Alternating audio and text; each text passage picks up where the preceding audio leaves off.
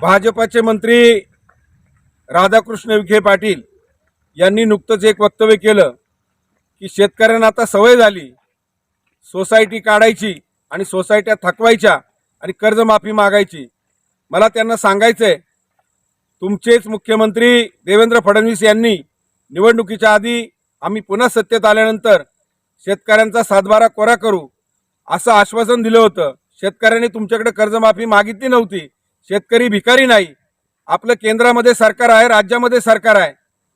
शेतकरी कर्जबाजारी का होतोय हे राधाकृष्ण विखे पाटलांना चांगलं माहिती आहे। कारण शेतीमालाला उत्पादन खर्चावर आधारित हमी भाव नाही। साऱ्याच्या किमती वाढतायत, भरमसाठ प्रमाणामध्ये वाढतायत।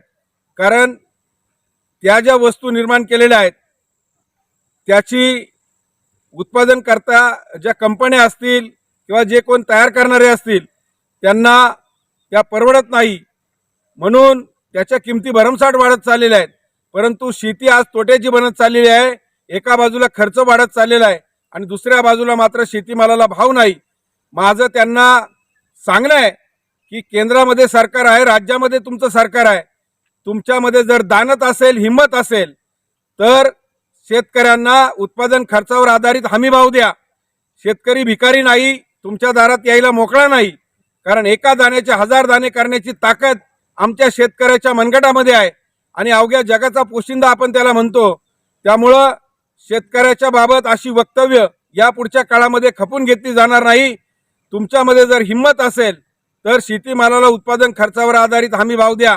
काँग्रेसच्या काळामध्ये देखील या गोष्टी झाल्या नाही, म्हणून लोकांनी भाजपला सत्तेमध्ये बसवलं आणि भाजपचे मंत्री आज बेतालपणे अशा पद्धतीची वक्तव्य करतायत।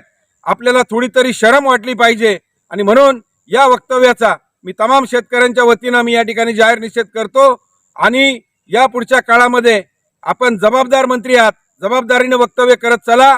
कारण शेतकऱ्याची अवस्था अत्यंत बिकट होत चाललेली आहे। एका बाजूला तुम्ही शेतीमालाला उत्पादन खर्चावर आधारित भाव देत नाही आणि तुमचा आयात निर्यात धोरण शेतीमालाला निर्यात करायला बंदी घालायची आणि शेतमाल आयात करायचा, निर्यात शुल्क लावायचं, वेगवेगळ्या पद्धतीनं शेतकऱ्याच्या पायामध्ये बेड्या घालण्याचं काम तुम्ही त्या ठिकाणी करत असता।